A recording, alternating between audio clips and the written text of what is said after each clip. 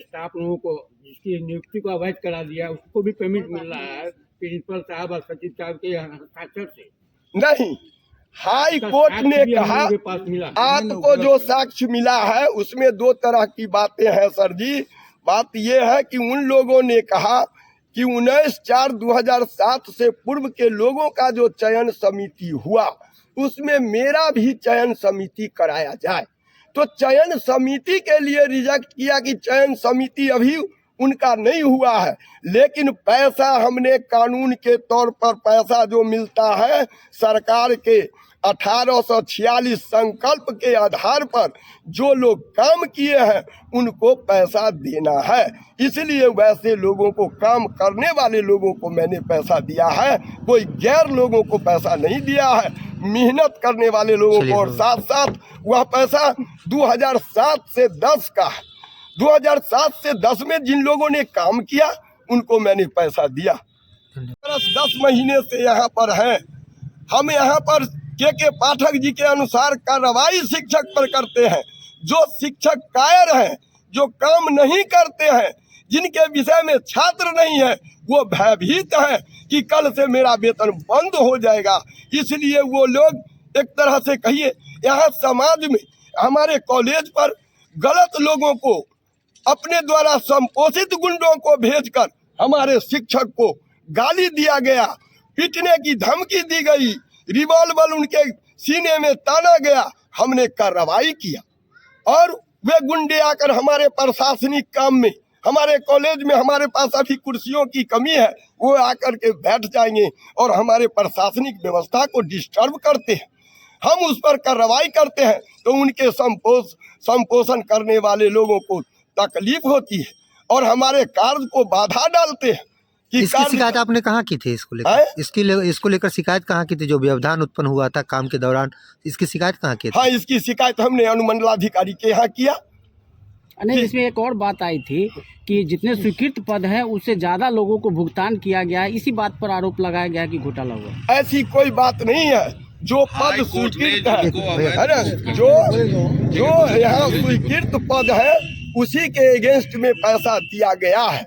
ये आरोप लगाया जा रहा है। मामला यही है, जो 2 दिन पहले दूसरे शिक्षकों द्वारा जो कहा गया संपोषित गुंडों को पढ़ाना 4 द्वारा पैसा दिया गया, जबकि सच्चाई ये है 7 और 10 की पैसा 2012 में बिहार सरकार ने रिलीज किया और मिथिला यूनिवर्सिटी ने 2014 में बैंक, इंडियन बैंक को दिया।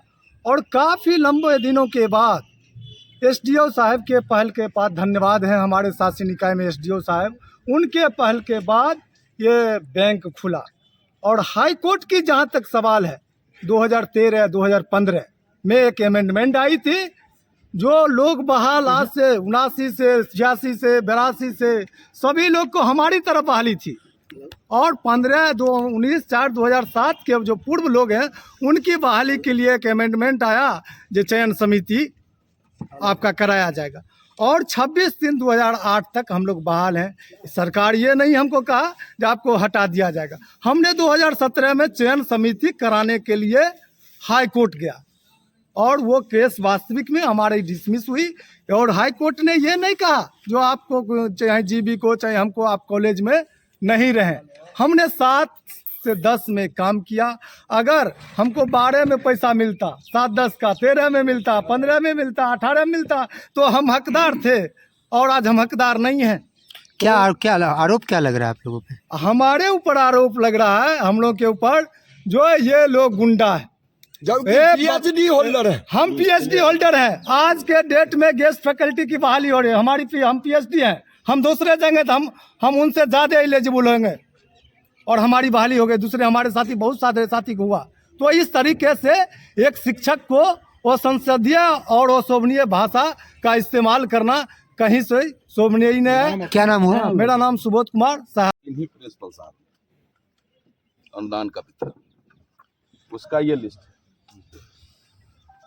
और 2022 में पेमेंट किया है इन्होंने, जिस समय में ये दिलीप कुमार चौधरी सेक्रेटरी थे, उसका ये लिस्ट है। दोनों पर इनका सिग्नेचर। अगर ये सही है तो फिर ये गलत है, आरोप और आरोप अगर क्या है ये पूरा? सही है तो फिर ये गलत है। आपने भ्रष्टाचार पूरा आरोप क्या है पूरा? एक मिनट। मेरा आरोप यही है कि जिनको हाई कोर्ट ने, माननीय उच्च न्यायालय ने जिनको अवैध घोषित कर दिया है, जिन शिक्षकों को, उनको भी इन्होंने भुगतान किया है। अनुदान वितरण में सरकार की स्पष्ट चिट्ठी है कि उन्हीं को भुगतान किया जाए जिनको विश्वविद्यालय ने कंकरेंस दे दिया है। सृजित पद पर जिनकी नियुक्ति है और जिनको विश्वविद्यालय ने कंकरेंस दे दिया है, सरकार अपना पैसा उसी को देगी। लेकिन यहाँ उन लोगों को पैसा दिया गया है जिनका चयन समिति नहीं हुआ है। एक मोटी रकम उनसे कमीशन के रूप में वसूली की गई है और उसमें प्रिंसिपल, सेक्रेटरी, एसडीओ, सारे के सारे पदाधिकारी इसमें इन्वॉल्व हैं। जो भी गवर्निंग बॉडी में मैं भी मेंबर हूँ एज ए टीचर्स रिप्रेजेंटेटिव। आज तक जब से गवर्निंग बॉडी का गठन हुआ है तब से लेकर के आज तक कोई बैठक नहीं बुलाई गई, मेरी राय नहीं ली गई, इसका टेंडर हुआ नहीं हुआ, किस मद से काम हो रहा है ये मुझे पता नहीं है, जबकि मैं गवर्निंग बॉडी का मेंबर हूँ। मुझे इस बात की जानकारी नहीं है। और आप 50 लाख का काम करा रहे हैं, सीधा लूट का अड्डा बना लिया है, बाबा का बथान बना दिया इस कॉलेज को लोगों। सेक्रेटरी कौन है यहाँ के? सेक्रेटरी है यहाँ के अख्तरुल इस्लाम शाहीन, जो यहाँ के लोकल एमएलए हैं, वही सेक्रेटरी हैं। और इन लोगों ने मिल करके पैसा बंदर बांट किया है।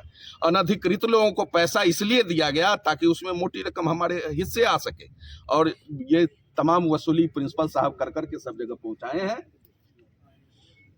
और अपने जेब में भी रखे हैं। इन्होंने बजाबता कॉलेज के पैसे से जमीन रजिस्ट्री करवा लिया है। कॉलेज के बगल, इस कॉलेज के जस्ट पीछे जमीन रजिस्ट्री करवा लिया है और कॉलेज के खाते से वो पैसे निकासी की गई। मैं उसका भी सबूत आपको दूंगा।